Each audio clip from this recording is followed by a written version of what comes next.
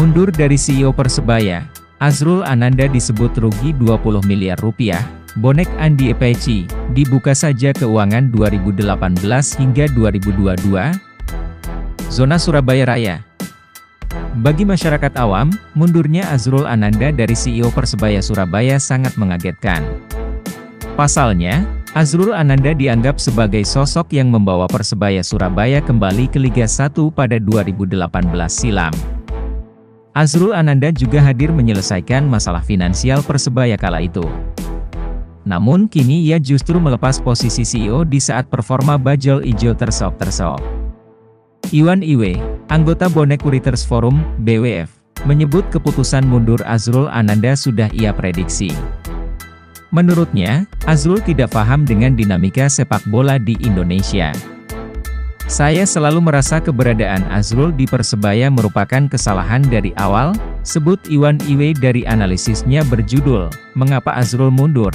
Sebuah perspektif, yang dikutip dari sejarahpersebaya.com, Rabu 21 September 2022. Dijelaskannya, saat Green Force dipegang Azrul pada 2017, ia masih memiliki jabatan mentereng sebagai CEO di Koran Nasional Jawa Pos.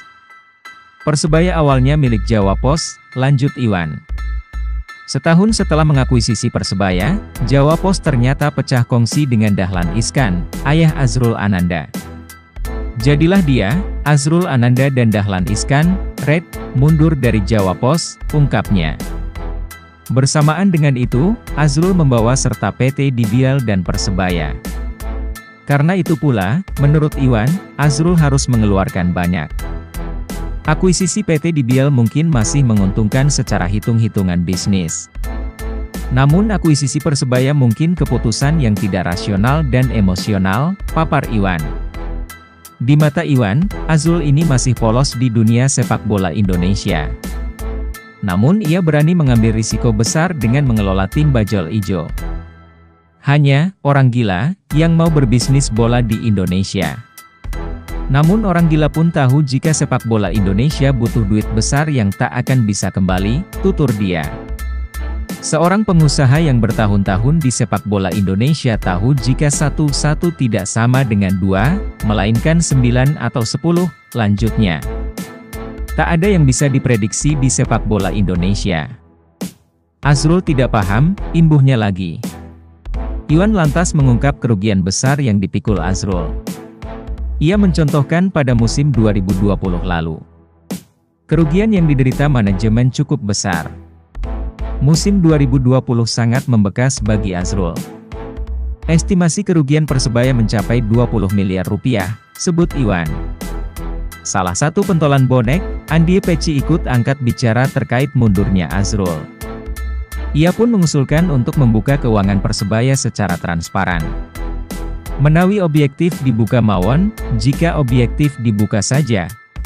Neraca keuangan perusahaan 2018 hingga 2022, ungkap Andi Peci dalam cuitannya melalui akun Andi Peci di Twitter dikutip Rabu, 21 September 2022.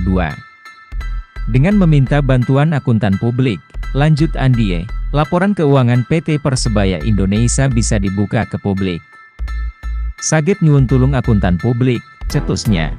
Hanya saja, menurut Andi Peci, saat ini PT Persebaya Indonesia selaku pemilik Persebaya belum menjadi perusahaan terbuka, tercatat di Bursa Efek. Sehingga tidak ada kewajiban bagi Persebaya mempublikasikan laporan keuangannya secara berkala ke publik. Sayang Persebaya belum jadi perusahaan TBK. Jadi dalih apapun itu, menurutku hanyalah asumsi karena semua bisa saya anggap subjektif, pungkas dia. Sementara itu, Azrul Ananda hingga berita ditulis belum memberikan klarifikasi mengenai isu rugi yang diderita Persebaya. Melalui akun Instagram official Persebaya, hanya ada unggahan terkait keseriusan Azrul untuk mundur. Azrul Ananda menyatakan mundur dari jabatan CEO, Presiden Klub Persebaya.